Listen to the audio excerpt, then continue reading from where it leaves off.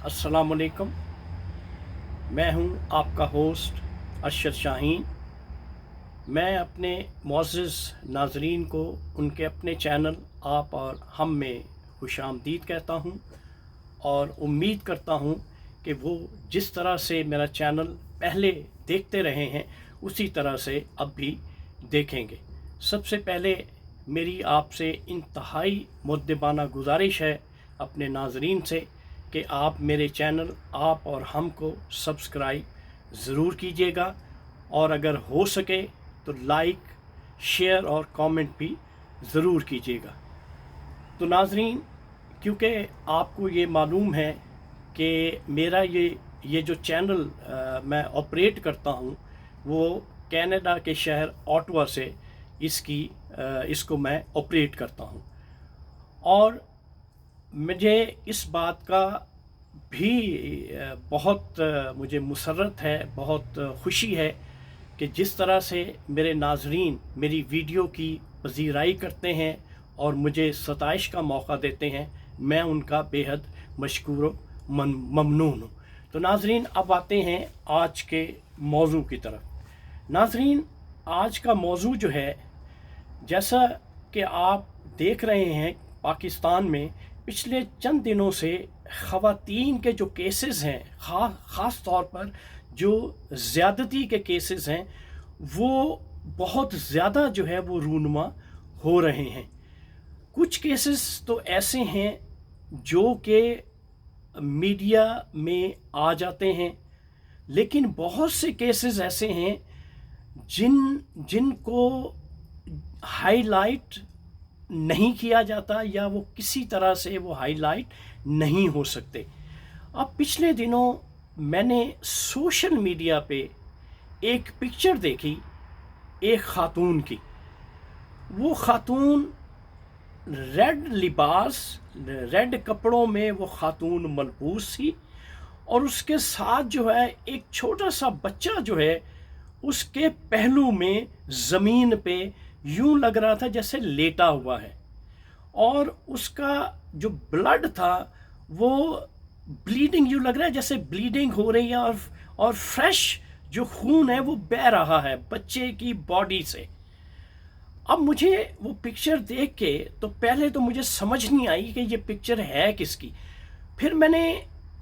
उसको यूं समझ लें 1-2 दिन लगाए कि मैं उस पिक्चर का थोड़ा सा उसको इन्वेस्टिगेट करूं कि वो पिक्चर है किसकी। जब मैं मुख्तलिफ ज़राए से मैंने पता किया तो पता चला कि वो ख़ातून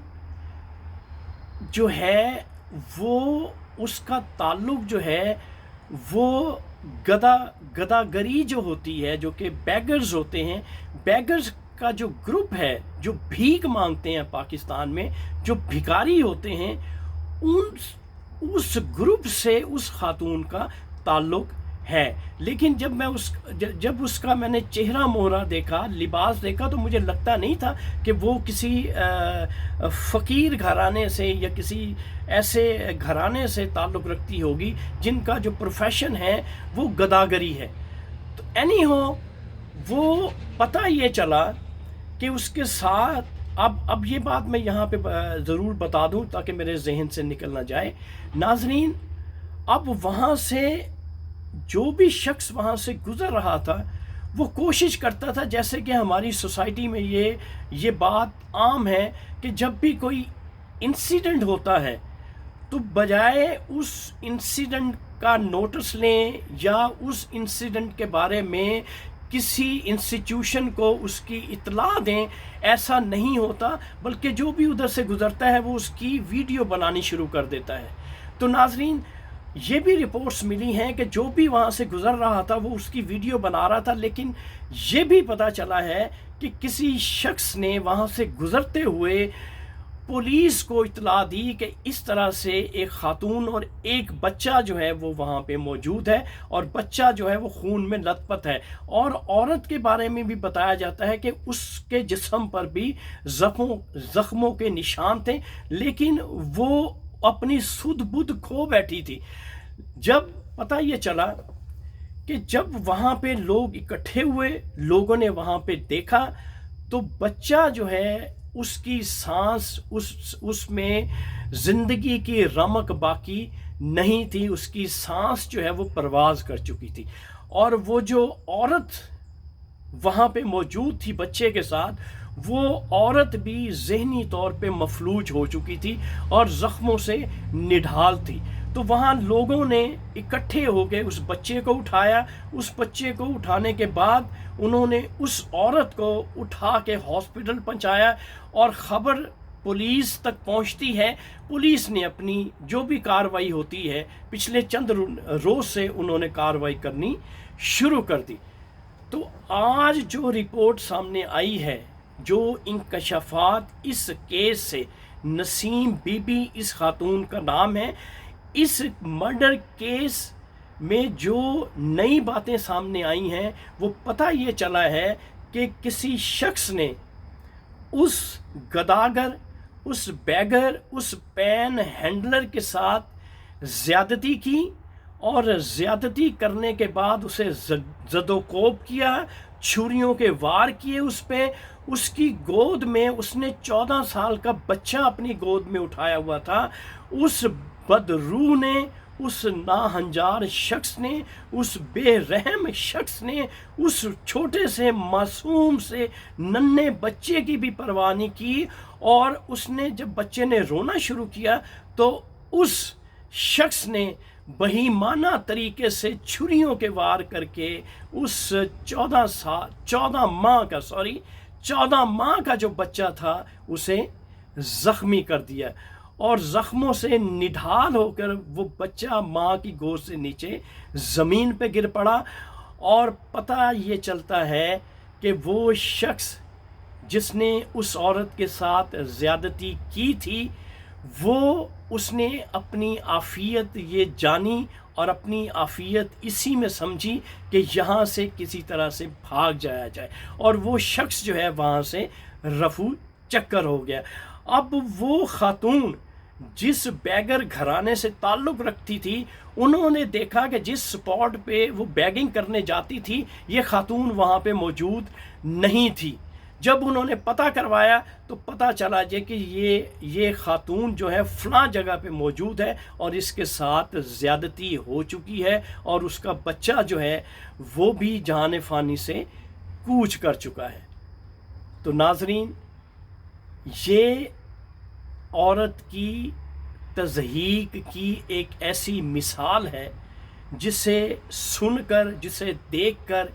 انسان کے رونگٹے کھڑے ہو جاتے ہیں، اور انسان سوچ بھی نہیں سکتا کہ پاکستان جیسے اسلامی ملک میں اس قسم کی حرکات و سکنات، اس قسم کی نازیبا حرکات ہو سکتی ہیں۔ لیکن ناظرین یقین کریں، جب ہم کینیڈا جیسے ملک میں رہ کے یہ دیکھتے ہیں، یہ سوچتے ہیں، یہاں پہ کیونکہ آزادی کی انتہا ہے اس ملک میں، اس لیے یہاں پہ اس طرح سے بے رحمانہ زیادتی نہیں کی جاتی جس طرح سے میں دیکھ رہا ہوں پچھلے کئی دنوں سے۔ تو میں دیکھ رہا ہوں کہ یہ کیس جو ہے آئے دن اس قسم کے عورت کے ساتھ زیادتی کے کیسز ہو رہے ہیں۔ یہاں پہ اگر ایسا کوئی کیس ہوتا ہے تو اسے سپیڈی ٹرائل کر کے کیفر کردار تک پہنچا دیا جاتا ہے۔ اب خبر یہ بھی ملی ہے کہ پولیس نے وہ شخص جس نے اس عورت، اور پھر یہ بھی میں آپ کو بتا دوں کہ وہ عورت جب ہاسپٹل اسے پہنچایا گیا تو وہ زیادہ دیر تک جو ہے اپنی زندگی کو برقرار نہیں رکھ سکی، اور وہ بہت جلد جو ہے وہ اللہ کو پیاری ہو گئی۔ تو بتانا یہ چاہتا ہوں ناظرین، وہ بچہ جو 14 ماہ کا بچہ تھا، اس کی زندگی بھی اس خبیث شخص نے لے لی، اور اس عورت کی زندگی بھی اس ناہنجار بے رحم شخص نے اس کی زندگی کا بھی کلا کما کر دیا۔ تو ناظرین، یہ تھی میری آج کی ویڈیو، اور میں ارباب اختیار سے یہی ریکویسٹ کروں گا، کیونکہ اس شخص کو پولیس نے، جو مرڈرر ہے، جو قاتل ہے اس نسیم بی بی کا اور اس کے 14 ماہ کے بچے کا، اس قاتل کو قرار واقعی سزا دلوائی جائے گی، اور تاکہ جو آنے والے جو دیکھنے والے جو لوگ ہیں ان کو ایک نصیحت اور ایک سبق مل سکے۔ اس کے ساتھ ہی ناظرین، آپ اپنے ہوسٹ ارشد شاہین کو آپ کے اپنے چینل آپ اور ہم سے اجازت دیجیے، اور آئندہ ویڈیو کے لیے آپ انتظار کیجیے گا۔ Thank you very much. اللہ حافظ۔